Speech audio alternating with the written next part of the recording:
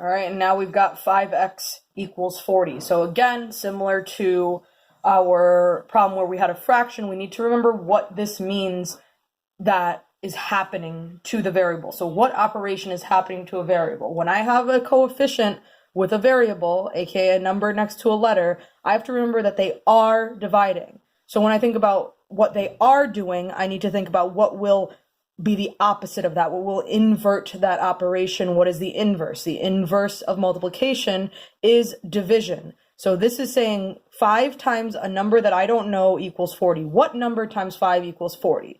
So again, in a one step, could probably do that in your head, but we want to think, okay, what do I need to do to isolate that variable, to find the value of that variable? Well, since 5 is multiplying the variable, I can divide by 5 to isolate. So 5 divided by 5 is 1. We don't need that because 1 times x is just x.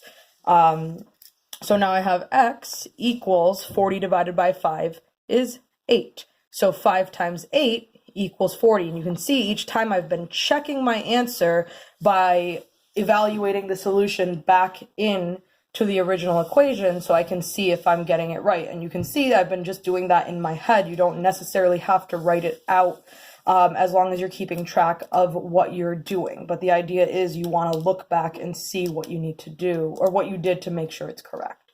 So that's our division property of equality. We divided both sides by the same number to solve for our variable.